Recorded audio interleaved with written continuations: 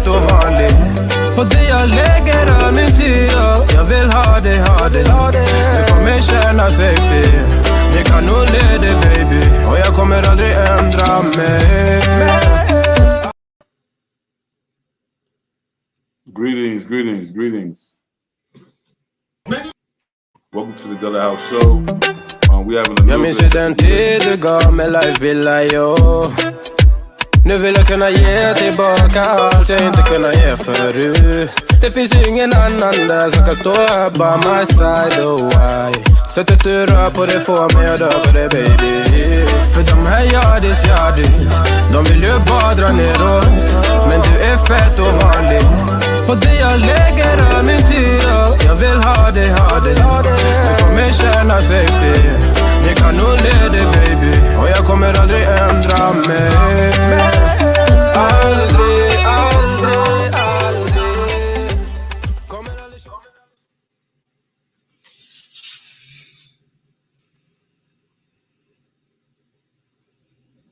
Greetings. What's going on, Baba? How you doing over there, man?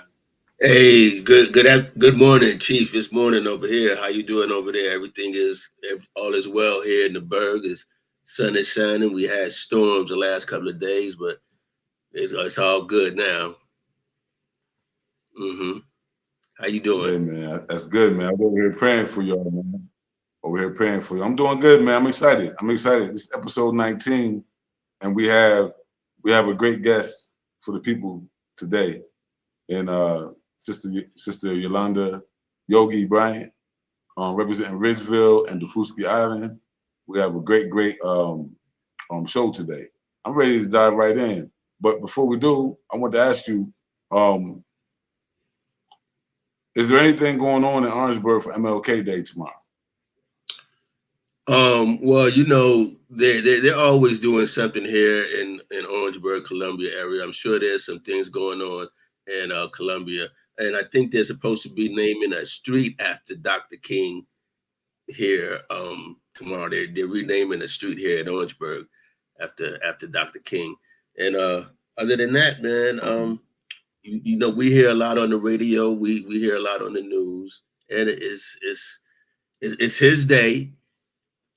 I got my King shirt on, so you know, it's King.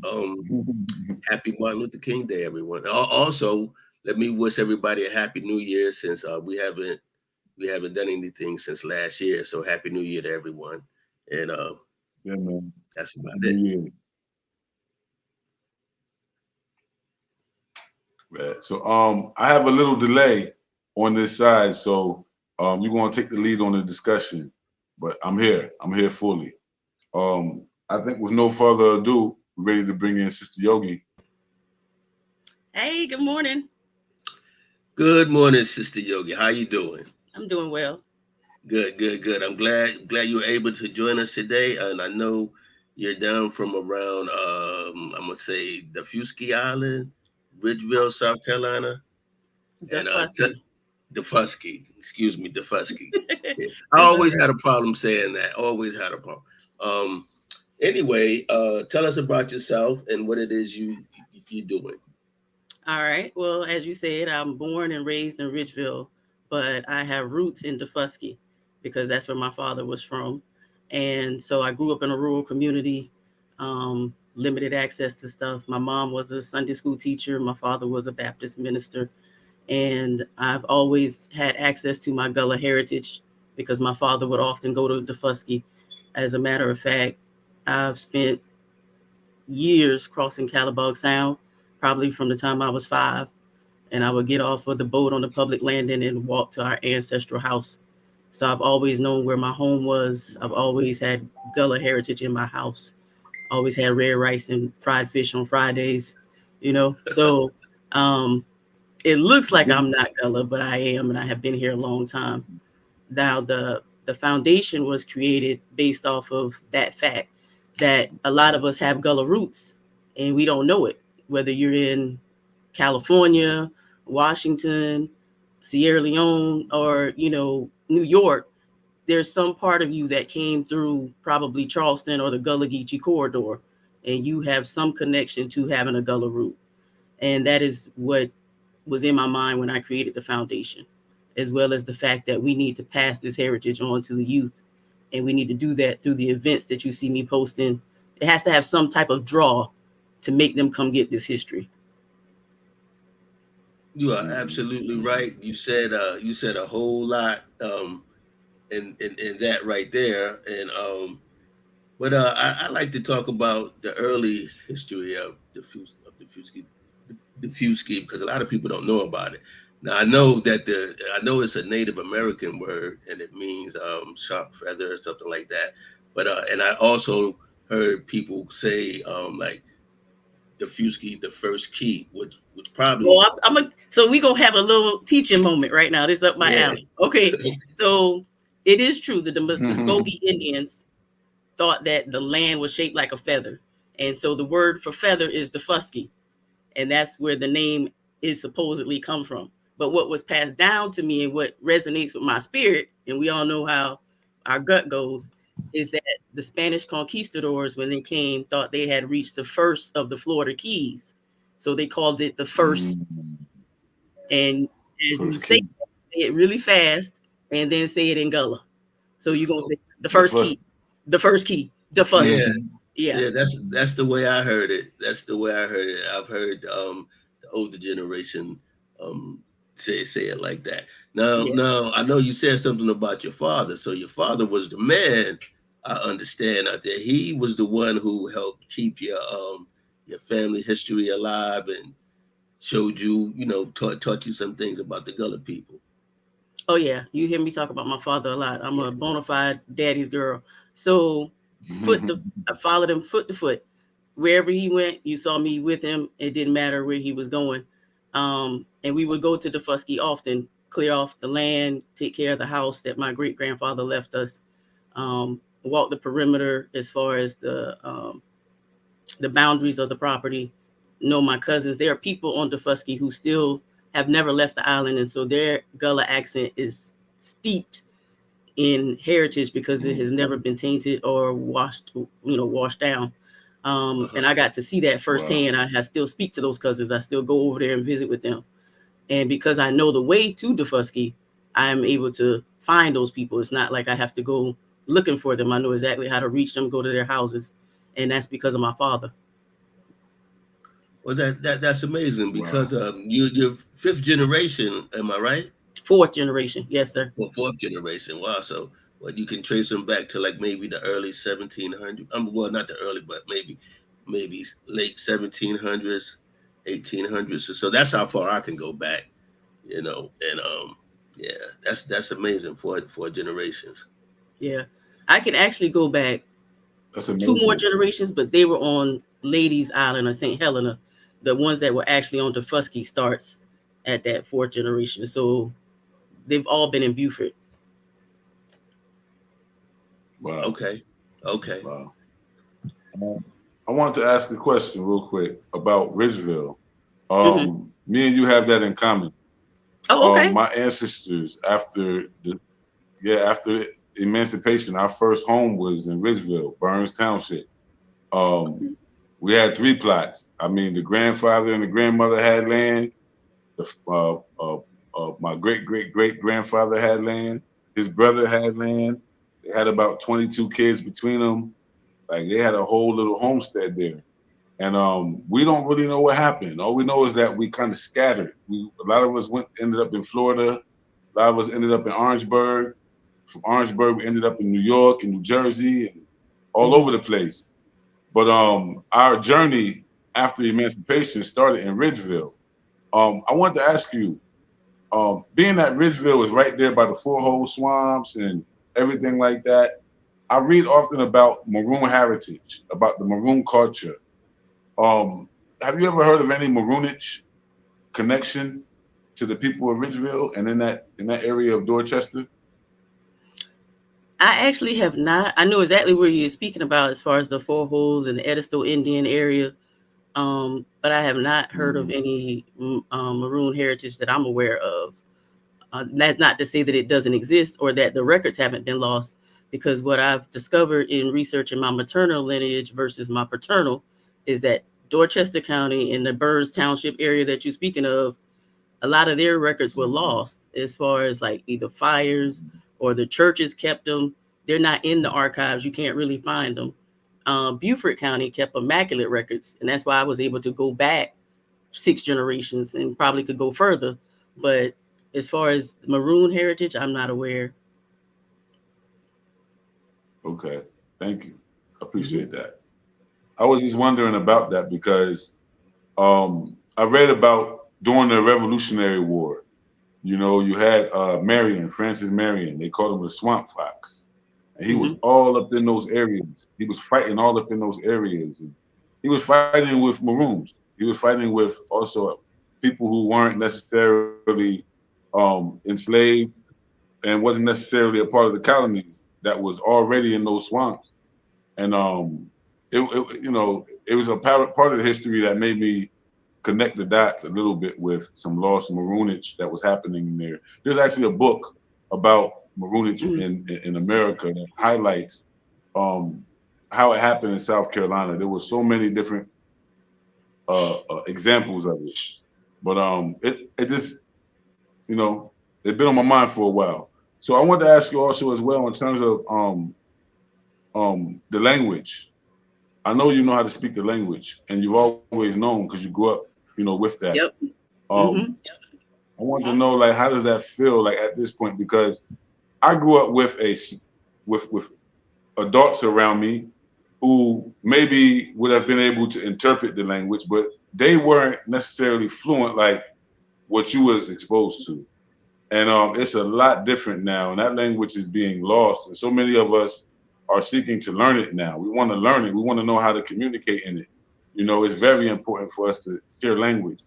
I want to ask you, do you feel like a great responsibility in that? Like, because I would be like, man, I might be one of the last people of this age group that's able to gather and really galvanize the masses with this language.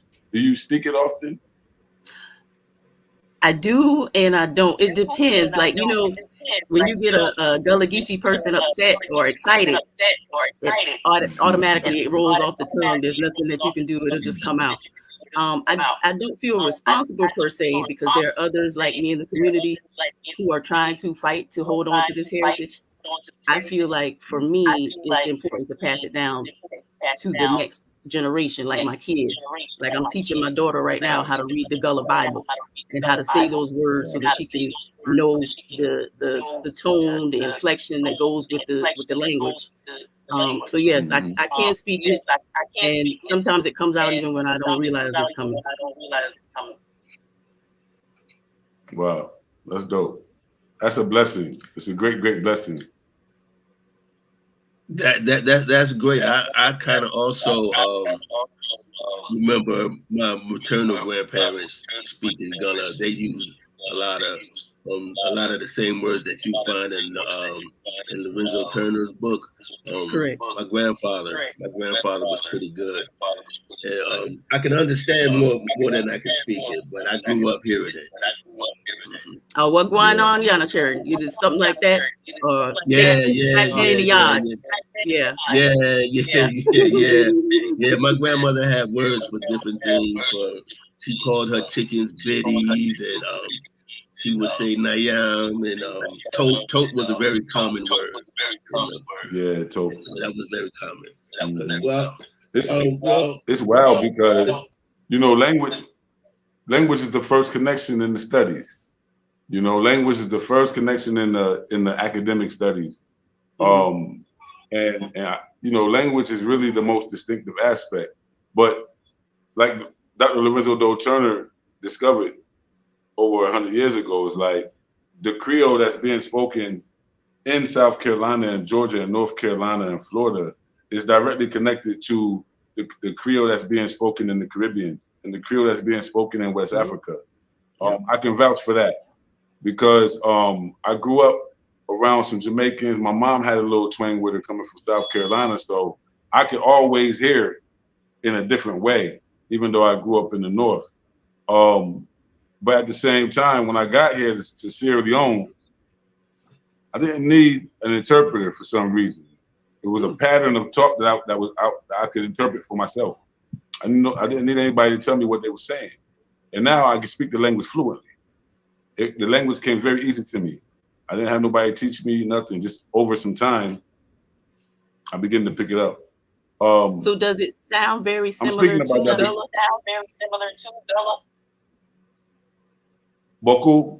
Beaucoup things will be they talk. They sound very, very, very similar to we own Gullah no more. You're able to understand, say, the base of the Creole, not the Gullah. You know, say, now the people where they left America, they talk Gullah Geechee, they talk how they talk. But when they come back to Africa now, they re-Africanize that talk down there. They take them back into the African now. So the way we talk now here, it got more of an African drum twang. Okay, all right. It just they roll. It just they roll natural no more. So me, I able for even understand your own Geechee more because I able for talk the Creole. So if a Creole person here Geechee, he able for understand you easy, instantly. You know, say these people, they connect. Because Freetown, this place where I live, was founded by Gullah Geechee people who spoke the language where you just really talk. It's a historical and a linguistic connection between communities. And so it's been lost. It's been lost in the history. A lot of us have no idea. We think we lost on them islands. No, we are globally connected people. Follow the language. It'll connect you to millions and millions of others. We've been scattered. Everything you said. Yes. You know, sometime when me and Chief talk on the phone, he has a habit of going into his Creole talking. He got that rapid fire talk. I can understand him, but I gotta open up my ear. Oh yeah, I understand him perfectly. I understood everything he said. Yeah, it's different. It's but you can tell that the Gullah Geechee language is the mother tongue of the Creole language in West Africa. You can hear it distinctly. Like when you say una, we say una. How una they do? Well, they do fine. How yourself? I fine. I tell God thank you. I tell God thank you. That means I tell God thank you. Yep. Not so we they respond. Yep. So it's the same culture and the same style and the same flow, the same people. And we've been wiped out of the history books as being the core group that laid the foundation for the Creole language and the Creole community in West Africa. But it's when we trace the language back, it takes us back to not only the South Carolina, Charleston area, the Sea Islands, but it also takes us back to West Africa. The language, the pidgin tongue that was spoken at these slave fortresses, the British slave fortresses, they began to develop a pidgin that they would talk only for trade. The enslaved people began to learn that pidgin because it was the language that was ruling them, basically. They was picking it up. When we got to America, we already were speaking a pidgin English that was being developed between the African slave trader and the European slave trader. So we had developed this way of talking already. And then it didn't become anybody in the world's first language until it became our first language in America. But after that, we brought it back. And that part right there is wiped out of history. Right. And that's the part that needs to be told. If you control the story, then you can tell that narrative to the kids and the grandkids and the great-grands coming behind. And that's one of the reasons why this platform exists, because how can you trust the oppressor's story of your history? You need to control your own narrative. Exactly.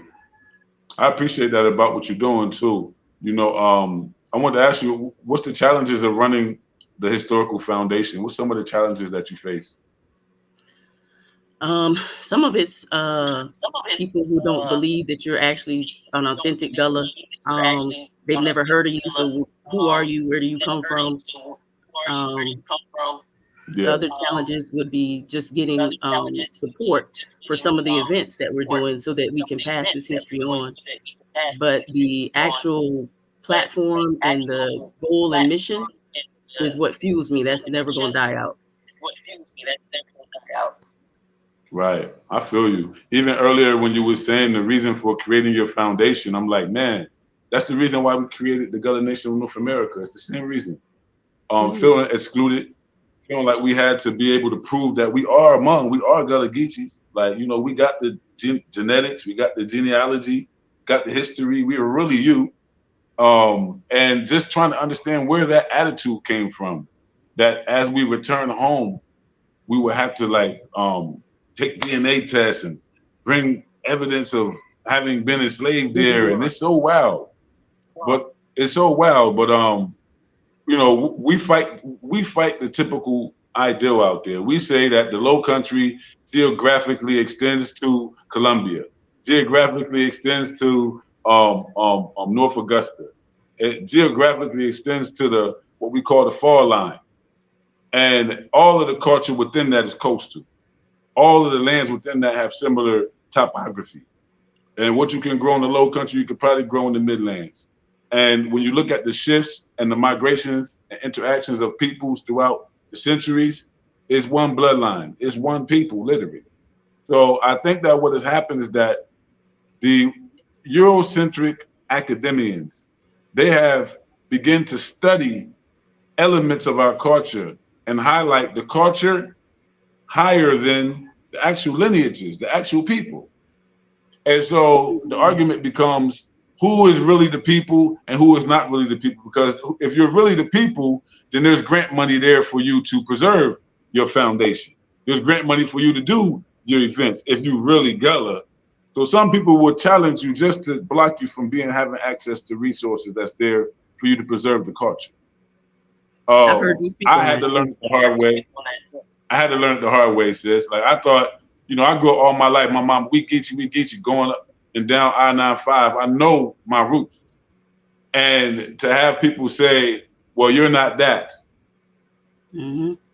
it's harmful. It hurt. Right. And so it's one of the reasons that we realized that we have a national identity in the United States, that you'll find Gullah Geechee descendants everywhere. Every state, every city, every neighborhood got some of us there. If you do the genetic genealogy, you're going to track, and half of Black America is us. Right. And so coming from that understanding, we realize that the majority of us are being cut out of the deal, so to speak, the deal. You know, the deal between the Congress, the deal between the local developers, the deal between, you know, whoever is involved with the flow of millions in and out of what they call the corridor. Why would they have interest in dislodging people from their lineage, from their heritage, at the same time while claiming to preserve it and promote it? How can that happen? And so I believe that what we've done is we've realized that even the creation of the corridor created a grant market. It created a grant network. And if you wasn't a part of creating that network in the beginning, or you're not related to them people, good luck. And that's what I've realized about this whole thing. On one hand, I can understand it in that there were people who was involved in this process early on to preserve the culture when maybe I wasn't involved. Anybody here on this call wasn't even involved. But at the same time, if you did it then, it should have been for all of us. It should have been inclusive. You should have known already that the same way that many of them returned back to the Low Country after living abroad, and they have nieces and nephews and aunties and cousins that they include in their Gullah Geechee identity, that it will be wrong.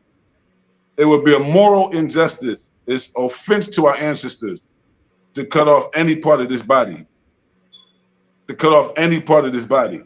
And so it was the same reason why we created this organization as well, not to be rebellious, but to make sure that the lineages aren't lost in the process of culture being preserved, that the actual bloodlines aren't lost in the process of the language and the culture being preserved in a particular area. So I really commend you for creating this foundation. We would love to work with you in any kind of way. you know, Baba is there at the Orangeburg Library. We're ready to start doing some events ourselves out there and make sure that we playing our role as well. We've been doing a lot of research, a lot of networking, you know, keeping this show going. But the ultimate goal is to expand this identity so that everyone can feel free within who we are as a lineage and connect to that heritage. Whether we, like yourself, you had your pops able to take you down to the islands, you got the language, you know the way. Most of us don't.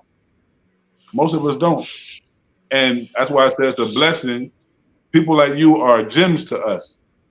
You know, the broader body. And for you to have the understanding that there's people out there who would try to exclude even you. It makes me know that we're not on this alone. We're not the only people who've been feeling this kind of exclusion.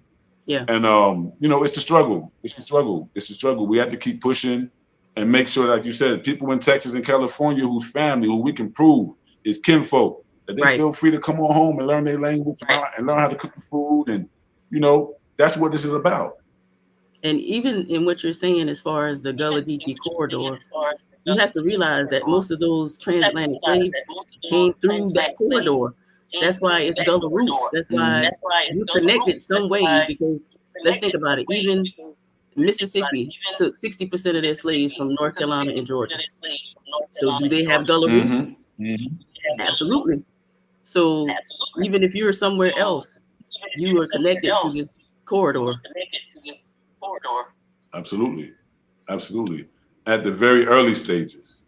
Yeah, I saw that on. No, I saw that on one of your posts where you said, Sister Yogi, that at least about 40% of us came through Fort Sullivan. Is it Sullivan's Island? Sullivan's Island. But I wanted to ask you about. I know you're a physician, and I remember years ago when I was a teenager. I don't know if you remember, maybe before your time. I'm an old guy, but anyway, I remember. I'm not that young. I think it was Conrad. This guy came to Gullah Island to teach the people, to teach the little kids there, you know, education and everything. And I know you're a doctor, so you know, how does that work out for you? So Pat Conroy was on that island for a year, maybe 2. And I know he wrote the book Where the Water Runs Wide and gained notoriety that way. But the teacher that did the work is Mrs. Frances Jones.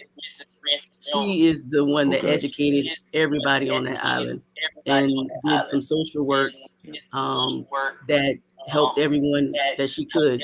So the real teacher that needs the actual notoriety is Frances Jones, because she was there long before Pat Conroy even came or knew where DeFusky was. As far as physician, I come from a lineage of healers, which is interesting. But so medicine kind of called me. I didn't go to medicine because I tried to get away from it. I'm actually a writer and I love poetry and I prefer to do that. But medicine is my cross to bear, so I do that as well. And I am now returned to DeFusky to provide healthcare as well. So I think that's the first time a descendant has done that, because even though that island may have a lot of retirees, physicians, dentists, it's underserved because it's waterlocked. Okay. Wow. Now, I also saw another post. I think you were with this lady. She's called the Storyteller. I forgot her name. What's her name? Oh, Carolyn Wright. Carolyn Jabaloo. Yeah. So you had a unique relationship with her. Yeah, she's the mother of Gullah storytelling. If you research her, you've seen some of her YouTube videos. She used to tell her stories in Gullah as well, and has been to South Africa. I think that's where she got the name Jabalule, which means jubilant and joy. But I got to spend some time with her in planning Gullah Fest for DeFusky Island. I reached out to her to see if she could come, and due to her health, she was unable. So I told her, I'm in good health. I'll come to you. And that's how that whole situation went down. She greeted me and welcomed me in her home and was able to tell the stories to me while I recorded them. So that's what I had planned for Gullah Fest, but I was able to sit with her. Oh wow, that's amazing because I'm assuming that since I know that the Fuski is what only about what 5 miles large or whatever. So I'm assuming everybody there is related and all of y'all are kin folks, or y'all come from No, the there, same. there, there are lots of families on that island that have lineage on that island that aren't intertwined. Oh, I think it's a two square miles, but you have the historic district, and then you have like the renovated district where the families have sold their land, so it's no longer ours. But the historic district is where the natives live, and most of those, because there are only 15 to 16 natives remaining, and so most of those natives are related to me. Yeah, they're oh, okay. the originals are down to like 15. Oh, okay. Because I know where I'm from in Orangeburg, out in Great Branch and Cope, everybody is related where I come from. And I know you got some friends here. I know some of the same people you know, like Sister Myra Hmm. and Coco Thomas. Yeah, Coco is actually she's a good friend of mine, and she's into the cooking aspect of it. love her So food. Love her food. so you've had some. Oh yes. Have you had Coco can make this West African dish? Have you had it? It's the gusu soup and fufu. I haven't had that one from her, but I know of it, and I know that the people in the community rave about her It's cooking. it's it's Um, amazing. Yeah, it's yeah, really really yeah, good. and what I like about her, she's young. Her and my son, they went to high school together, but she's doing her thing with the food truck and everything, and yeah, she's bringing a little bit of the culture here, Hmm. as far as the Yeah, cooking aspect. her food is amazing. Go to her food truck whenever she's out. Yeah. Yeah. Are you doing anything special tomorrow for MLK Day? I don't have anything planned. The event is running a special for the tickets for the Black History Ball for Martin Luther King, because he would have been 95, so the tickets are $95 for the Black History Ball. That's another reason the foundation does the ball, because it's built on the platform of living history. We want to give flowers to those who are doing the work currently. As a culture, we like to wait until our heroes pass away and say, oh, they did such a good job. And that's a beautiful casket spray that we give them, Exactly. but they can't see those flowers and they can't smell them. So the platform is Hmm. always going to be living history, so that there's somebody to share those experiences who have been eyewitnesses to what it is, the theme for the year. That's also now our annual scholarship fundraiser, and we use that to help bring the youth in and award them scholarships for their academic achievements. Oh, that was going to be my Wow. next question about your scholarship. Um, yeah, well, you're doing fundraisers and everything. We would like to do something like that here in Orangeburg, but it is what it is. Let me Um, know, you Yeah. need me to help you. That's, I don't well, know how. I know that you invited me. I think it was around Christmas time. Y'all were doing something, and I had something else going on at the time. But I remember you invited me down to the island, and I do want to come down there and hang out and you know Yeah, see yeah. So see you can what the see some island of, is all you can about. see the island in it. The other thing that I think people think when they think about the Fusky is that you're going to visit like Puerto Rico or a resort island. No, you're stepping back in time. You're going back about 50, Yeah. 60 years. It's trees, dirt Mm. road, no street light. It's peace. It's quiet. It's I go there to recenter myself, to connect with my ancestors and know that I'm traveling the right path. It's peace. That's what you get when you go over there. It's You go to the beach and you just listen to the waves, and it calms your spirit. It's not you're going over there to just ski or bungee jump or have any of those type of adventures. You're going to Mhm. actually reconnect to the source. So when people have this Yeah. idea of, oh, I'm going to, like a resort, or this is going to be like, traveling to one of those major islands, it's not like that. it's been preserved because when the Union soldiers left Mhm. Dufusky, that Gullah Geechee heritage was allowed to flourish, and those people were allowed to live their traditional way, off the land, off the water, and that stuff has been pretty much preserved. But like I said, the original OGs are leaving us. The eldest living resident on Dufusky right now will turn 99, I think, next month, and that's my cousin Cleveland Bryan. He's 98 right now. He's a walking encyclopedia. He's full of information. He is the reason that I have Wow. pictures of my great grandfather, my great great grandfather, because I was able to sit with him and get that information and have that knowledge.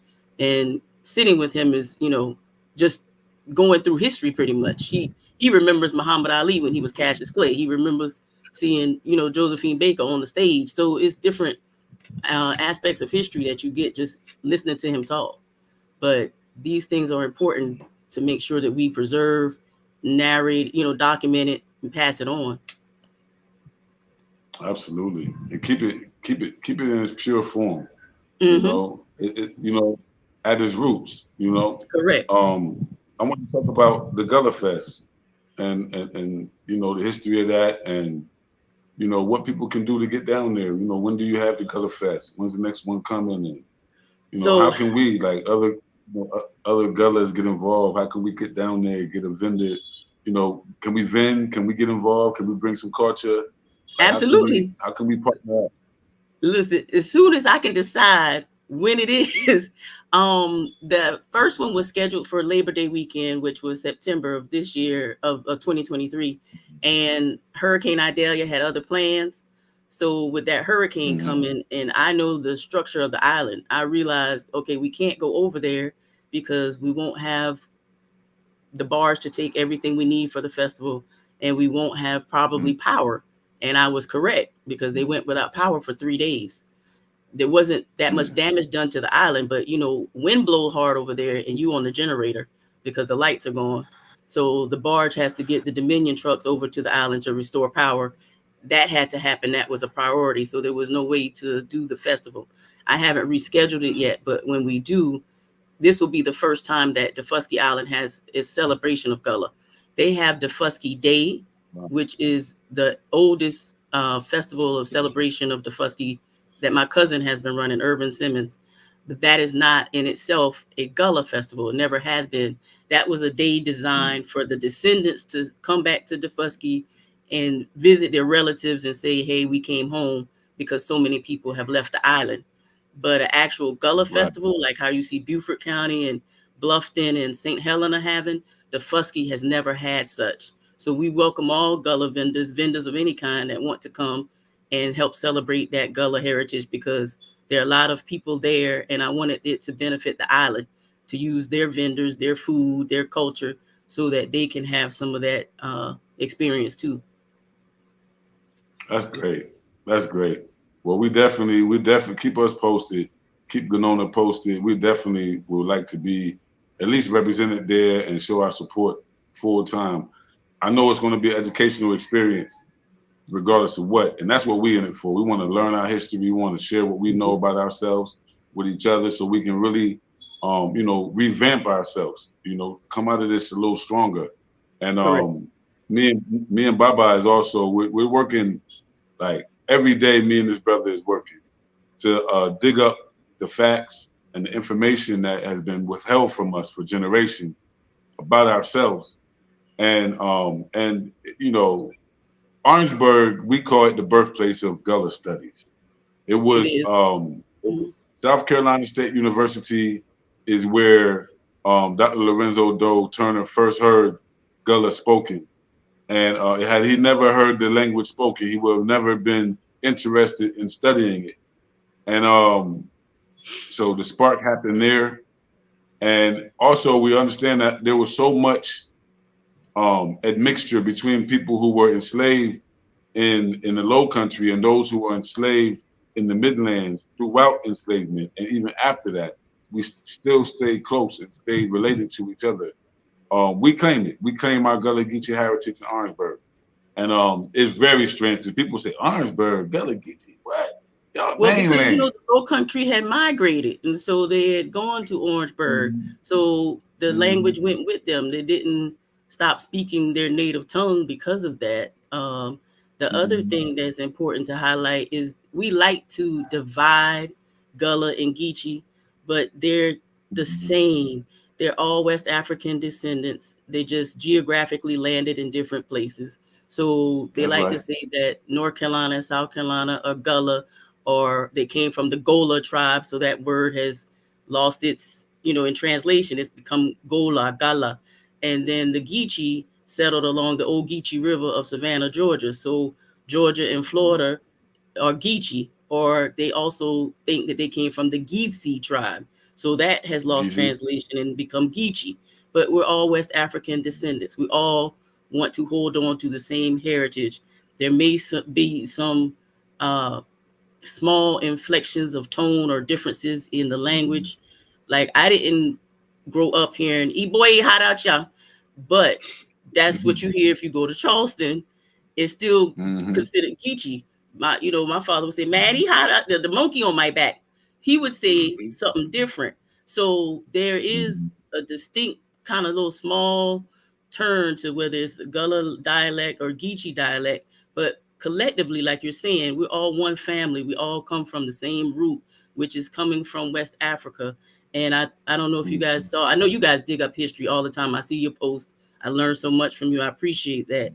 And I was shocked to find out that the South Africans, even some of them came from West Africa during the migration of Benin.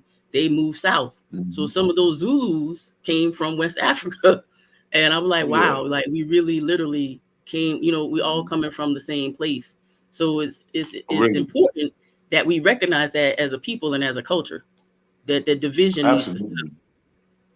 Absolutely. We talk all the times about migrations, and our people, when we talk about what we are as African people, prior to slavery and all that stuff, is we some migrating people. We some migrating people. We like to move. We like to meet new people. We like to intermarry, intermix. We like to fight it out. We like to be diplomatic. We have a full richness of history, like every other continent of people, but even more. We have even more to explore. When we say that the Gullah came from the Gola and the Geechee come from the Geechee, do you know how related those two groups are? Do you know that they're neighbors here in Sierra Leone and West Africa? Do you know that? Do you know that? And do you know that most of the people who they call Gola today in Sierra Leone have been assimilated into the group that they call Mende today? Did you know that? Did you know that Coretta Scott King was a Mende woman? Do you know that Amy Jacquez Garvey was a Mende woman? I did not know that. See, this is why I follow you guys, because you post stuff all the time that I get to learn and incorporate. We have made it our business to connect Gullah people, Geechee people to Orangeburg and the Low Country. I have found so many people with Sierra Leone heritage. We have traced ourselves back to our ancestral chiefdom. We're one of the few families that I know of that said that can prove that we belong to Taima Kore with our ancestral chiefdom. So we know, and it's by DNA. We have connected with our blood relatives there. Cousins. We found our cousins. We are connected, and we like to help other people connect to that Sierra Leone heritage also. And not only Sierra Leone, I have found cousins in the Congo, in Nigeria. We have made these connections. So Burkina Faso, yes. We're connected. I have one cousin here, Fatia. She's a nurse. Another one, he just did some missionary work, coming back and forth to America. I have a cousin, Mayagi. He migrated. He migrated from Angola. He migrated from the Congo to Sweden. He lives in Sweden, and he's about to get married. But we have connected with these people, and we have developed relationships with them. Yes, yes. I'm glad you said that. I'm glad you said that, Baba, because even when the historians say the Gullah Geechee come from Gullah and Gizi, the blood says something different. The blood said we come from dozens of ethnic groups. We come from a whole region of Western and Central West Africa, and the difference is that we've been so interrelated for so long. You got to just imagine, right? In 1708, South Carolina had an African majority. We didn't lose that African majority until 1920s.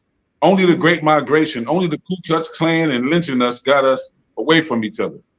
And so if so many families have gone to New York and Harlem and to Philadelphia and DC for 2 to 3 generations, now we're a whole century removed. And now they chasing us out these cities. Right. Some of us is going down to meet grandmoms and grandpas for the first time.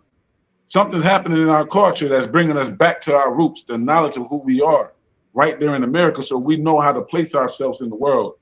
And it's a real big thing. Gullah Geechee people are multi-ethnic African people. The name Gullah and Gizi may have been strong because they took many disproportionate numbers of people from this country. Sierra Leone was brought to South Carolina because these are the expert rice farmers in West Africa. They understand rice forestry. They understand all this stuff. I live here for 11 years. I know. The same ingenuity and the same farming and technology that we knew here is what they used to develop South Carolina in the first place. They had Africans from everywhere, but they needed the ones from here in order to make rice profitable. And so when you get that, you realize that we have a very special connection as Gullah Geechee people to modern day Sierra Leone and Liberia, not only because they took our ancestors from here, but because when you trace the roots of the founding of Freetown and Liberia, you'll find Gullah Geechee people playing a prominent role. People coming from Charleston, people coming from Savannah, people coming from Wilmington, North Carolina, people coming, free people sometimes, and coming back and settling in Africa. I'm talking about the 1700s, 1800s, 1900s, and even today, I represent that flow of Gullah Geechee people coming back to Africa. And so we've been doing this for some time, and we've been disconnected psychologically. But historically, when you understand, we have not been disconnected. And that means that the lie has been exposed to us. When they say they took our tongue, and they took our culture, and they took our heritage, and they made us slaves, they unhumanized us, they made us something other than human, it's a lie. It's a lie. And Gullah Geechee culture proves it. Well, the other thing is that when you are Gullah Geechee and you are true Gullah Geechee, like I said, there's some things that you can't just learn from reading about it. You have to have been passed down that traditionally. So when you're looking at the Gullah Geechee culture as a whole, some of us are hiding in plain sight. That's why you think we are Kumyas. You think we just came here, but we've been here and we know the culture. We just haven't been saying anything. So the call that you're talking about is us basically calling out to one another to, hey, it's time to shake the cloak off. You can come out now and you can let people know, because one of the things you don't do, you know, most of the times people don't know this, but you do not walk up to a sweet basket maker and speak to her in English. You most of the time need to walk up to her and speak to her in her language. You need to speak to her in Gullah for her to respond, because she's busy. You know what I'm saying? But you don't walk up to a Gullah Geechee person and ask them to speak Gullah. Can I hear your accent? That's seen as a sign of like disrespect. You don't really because what you haven't realized is that for years, this culture has been ostracized, and we've been made to think that we were speaking broken language, or that we were less than, or that we sounded ignorant, when it's really just our native tongue. And it's a true language, which we thank Dr. Dow Turner for acknowledging and finding. But other people think that, oh, you speaking broken English. I don't know what this child is saying. They need remediation. They've been put into a remedial class, when they're just speaking the language that they learned in their house. So we learned the code switch. My father taught himself how to speak good English because he did not want to be put out of getting jobs or not be able to take care of his family because you thought he couldn't speak proper English. So he taught himself Right. how to speak properly. But in the house, me and him would go back and forth speaking Gullah all day because he was at home. Mm. And I got to hear that as a child. So it's important that I pass this now to my children. They laugh, and I did the same thing because it sounds funny because you're used to hearing regular English. But you need to know this native tongue. You need to know this is the language of your ancestors, and you need to be able to call upon your ancestors when you need them. Absolutely. I kind of grew up the same way because I was put into speech class and everything from when I first moved from South Carolina to New York, because I couldn't say TH sounds, and I couldn't say instead of I had an aunt, her name was Ruth, right, with the TH, but I used to call her Aunt Ruth, and I had a hard time adjusting. Matter of fact, I didn't even though I was born into it and I was raised around it and I've been into it my whole life, I didn't actually know anything about Geechee till I was about 10 years old when I went up north, and they said that boy from Carolina, he talked funny. You know, that's what happened to me. That was my experience. How about you? I've heard that a lot. Like, you know, when you go places outside of South Carolina. Oh yeah. And you know, I want to say this too, just to put the cherry on top.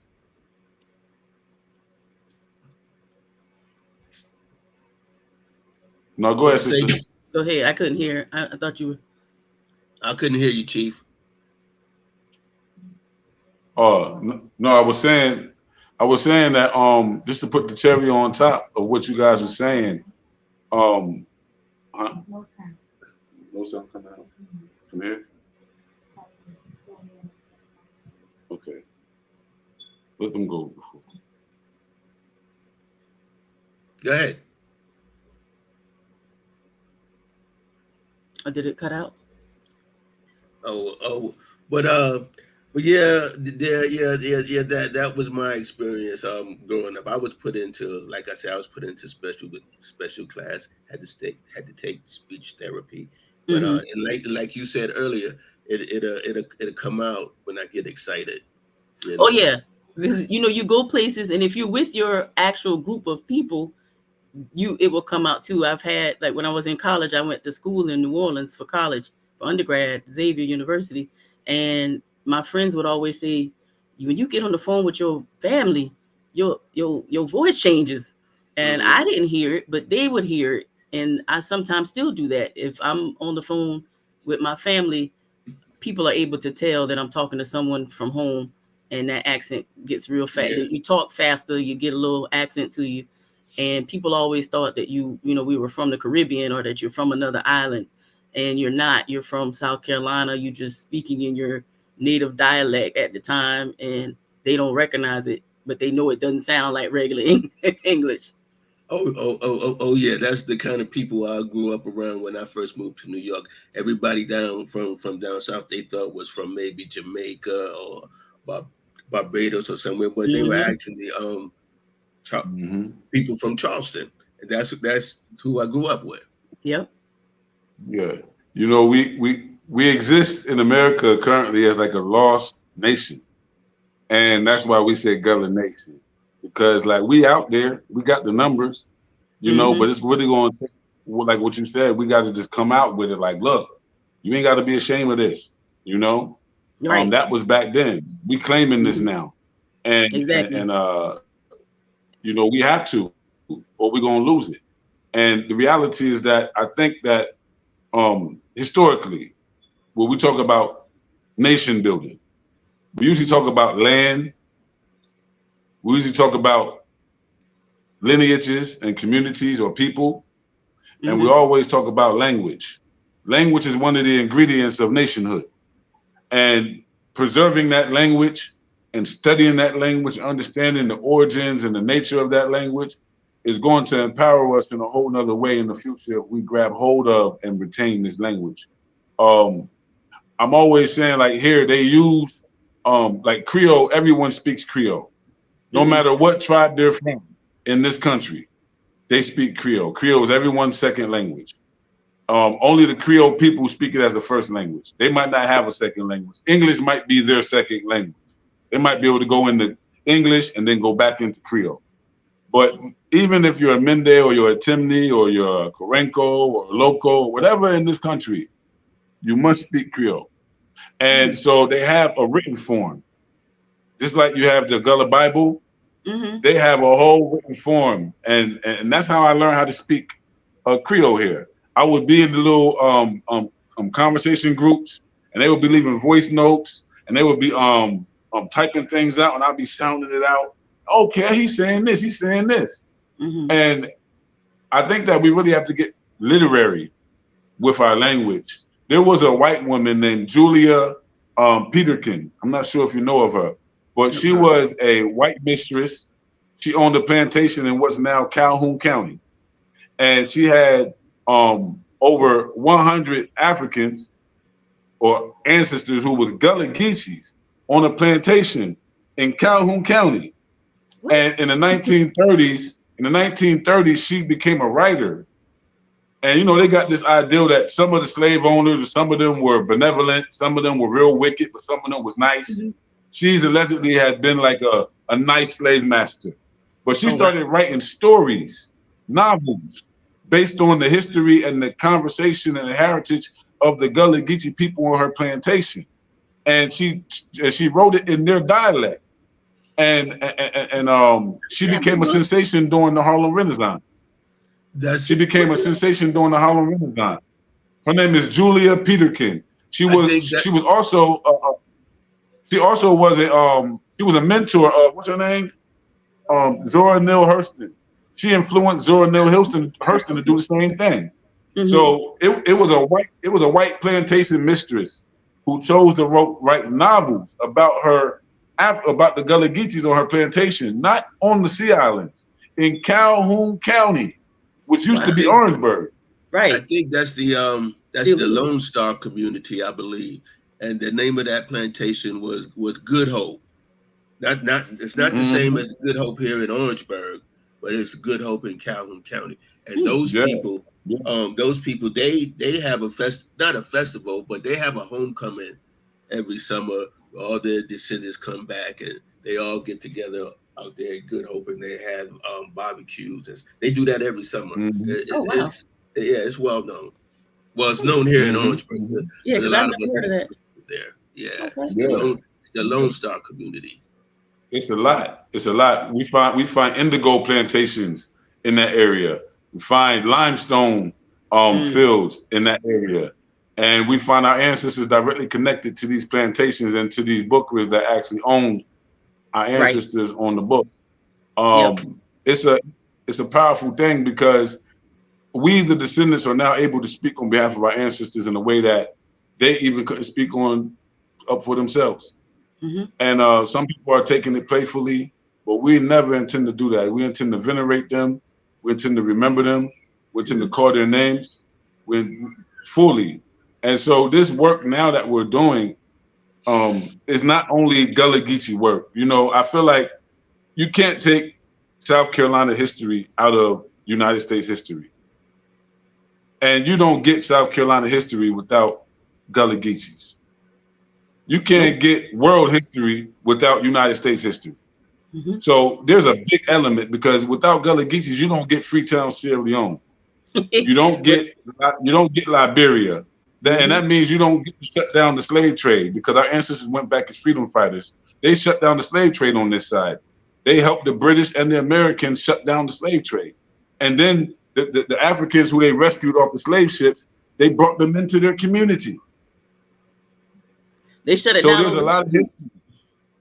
There's a lot of history here that's missing, and they don't call it Gullah Geechee. This is why I said it's very important for us to claim it.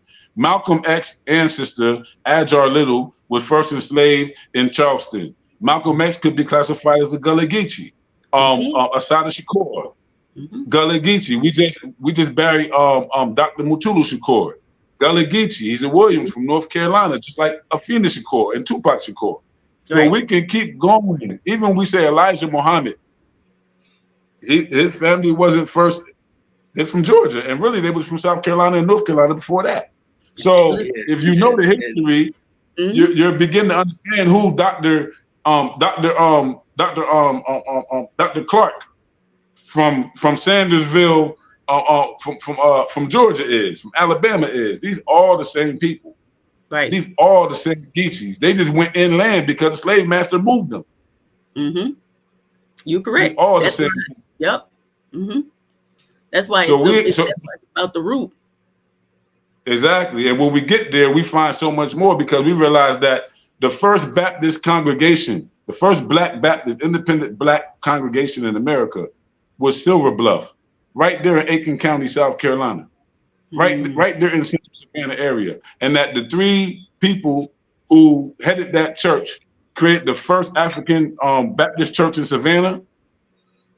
And also the first, the second one, I think they had three of them. But also two of those people who founded that church, one of them went to Jamaica and spread the Baptist church there. Another one ended up in Nova Scotia and came back and brought the church here. So when you understand these lineages and what we've created in terms of institutions, you don't get Gullah Geechee without the church. The church is where we learn to sing and learn to have our folklore and our folk tales, and we learn our superstitions. We learn about hags. We learn about all that stuff up under the church, because you can't learn about the good without learning about the wicked and the bad. That's where you learn all the stories at. You learn that right there in the basement of the church where we talk all the truth at. And so it's a thing that we created these institutions long ago to serve our own interests. And now we have a revival of identity. It's a very powerful thing. That's why I asked you, do you feel the weight of responsibility? I asked you that because I would. I'd be like, oh my God, out of all of us, I got the language. You know, oh my God, I got to make sure 100,000 people get the language before I'm out of here. And it's just like a natural born calling from your father, from your mother to you. And I hope that you feel absolutely free in speaking the language, and that we find a way to make sure that we start, even in increments, teaching this language. People need to know at least how to say hello, greetings. They need how to say come here. Right. Go over yonder. Go over yonder and get me this boy. They get to know how to talk on. If they don't know how to talk on, we're gonna miss. Right. And if we learn how to talk our Geechee again, and we learn how to talk this Sierra Leone Creole, we done reconnected across the water in the Creole language that we created anyway. Correct. And to speak to some of the things that you're saying before we go, one, you saying that the Sierra Leone stopped the slave trade on that side. Well, people forget that the Gullah Geechee fought on this side.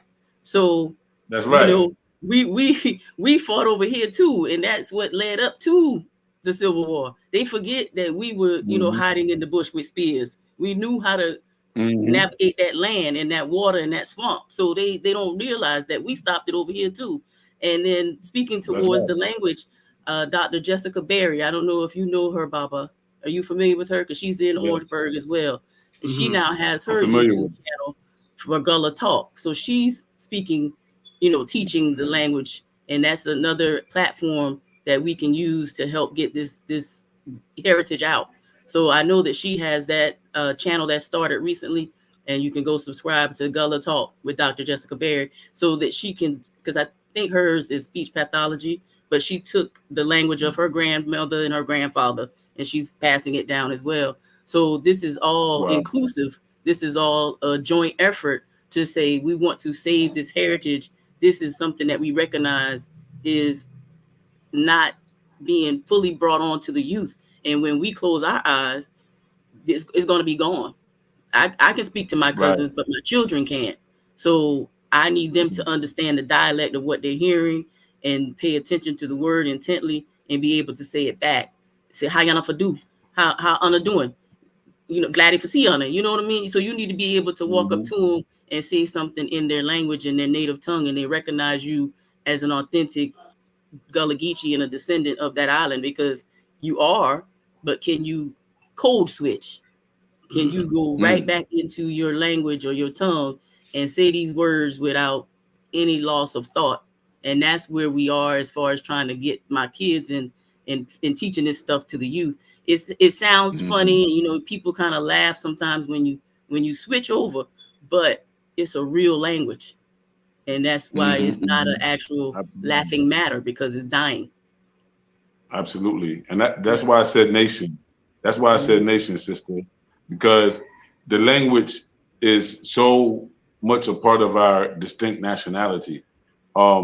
We have these ethnic groups or these titles that have been imposed on us: Negro, African American, all these other words. But Gullah Geechee is what we chose for ourselves. And it don't got no origins in no book or language.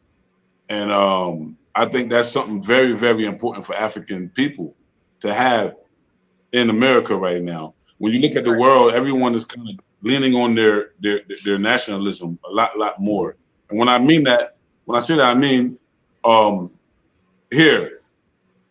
If you say I'm a Mende, like for instance, I have the ancestry, I have the living cousins. But when I meet someone, they say, "Are you a Mende?" I say, "Yes, I'm a Mende." They say, "Can you talk the language?" The first thing they ask you is, "Do you talk the language?" They say, "Bua, bua." Hello. They'll greet you. And so it's a thing, and it's even. I'm a Mandinka descendant. When I meet other Mandinkas, and some people look at me and start talking. When I was in Guinea Conakry, they just assumed I'm a Mandingo and will walk and start talking to me. I'll be like, no, English. So it's a it's a thing. It's a thing. Whereas our language is what we have to cherish. Even you just said "agladi." In Creole here we say "agladi for siuna." I mean, I'm glad to see you guys. I'm glad for siuna. So it's the same exact talk. Once we learn it there, we'll realize that we have a global language and we're a global people. We're nobody's minority, nobody's ethnic group. We're nobody's. We're not the language. We're the people. Right. We'll figure this thing out. So I really appreciate you, Sister Yogi. I've been waiting for the opportunity to really have this conversation with you, and we got to have it again. I'm thinking of we could do some online conferences. We can bring a team of us together, because one thing that we learned from this Gullah House show is that there's a lot of information, there's a lot of interest, and there's a lot more of us out here involved and active in building institutions like you, and even us and other people that's been on this platform. We need to know each other and see what we can do to really maximize our efforts to reach as many people as we can, at least with our education, with our information. I thank you so much. I thank you so much for today. I appreciate you guys for having me. Yeah, well, I love it. I commend you for coming on. I commend you for doing what you do there on the island and Ridgeville and whatever, man. If there's anything that we can assist you with, I'm in Orangeburg. I don't know how often you come to Orangeburg, but if you come to Orangeburg, you can look me up at the library. We've had other people that come by the library and chat with me and see what we can do. So, do you have any last things you want to say? I appreciate you guys for having me on. It's been a pleasure. And if anybody is looking to gain some education, these events are designed to teach as well as have fun. So if you want to come to the ball, the festival, we also have Health on the Home Front just for the Health Talk panel. But if anybody wants to support what we're doing, it's www.defuskygf.com. And you guys remember how to say it? Defusky. All right. I got it now, sis. You got it now, right? Yeah. Oh yeah. Once I get it, that's it. Yep. That's it. Because I picked up a lot of the Creole talk from Fode, so I got an ear for it. All right. Okay. Yeah. But we'll be in touch. Right. Yes, ma'am. Yes. Thank you so much. Thank you so much. All right. Bye-bye, Kimo. Yes, sir. Yeah. That was. Man, so we're still live, man. We're still alive. I'm still energized. That was a great conversation with Sister Yogi. It was. I knew it would be a great conversation. Say what now? I said I kind of knew it was going to be a great conversation. Oh yeah. But, man. I knew that you would do your thing with her because y'all have that connection from Ridgeville and I knew you would find that exciting to talk about. For the rest of the day, man, I'm gonna go visit Shakira. You know, All right. she the See the chef. chef. I'm gonna run to the Gullah Gardens and pick up some lunch and chill out for the rest of the afternoon. Look back over this video because I always go back and look over, you know, what. Oh yeah. Oh yeah. I always go back and look over it, man. So yeah. So definitely extend my greetings to She the Chef, man. And if you out there in Orangeburg, you out there in the Midlands, you out there in the Low Country, you out there in Carolina, make sure you get over there. Make sure you get over there to Edisto Gardens. Check out She the Chef and get you some of that Gullah Geechee food, man. I be seeing it, man. My mouth be salivating, bro. But I'm gonna have to catch her over there. Just one other thing, with like I said, we was out on the river yesterday, and we would like to see some more people come out because we, when we were out there yesterday, we poured a little libation, we did our affirmations and everything. So we would like to have some more people come and let's build this community of like-minded people. Bring some positivity to Orangeburg. Yeah, for sure. And just to go back, where was you at? You was at Edisto River, right? I was in Edisto Gardens, which is about it's a 5-minute walk from my house, and I live right near Edisto Gardens, so it's close. That's not bad. So like you should figure out like maybe one day out the month, one day out the week. Yeah, or Saturday mornings. Saturday mornings, that's when we think we'll be out. She just happened to post it yesterday, and I said, well, I'm going to go out here and meet up with her and see who else is out there. So a few of us showed up, and we would like to have that grow a little bit. That all right, that's something positive. Yeah, man, definitely. All right. So bye. With no further ado, I'll see you next episode. Next episode is number 20. Yes, sir. Yes, sir. All right. Many roots, one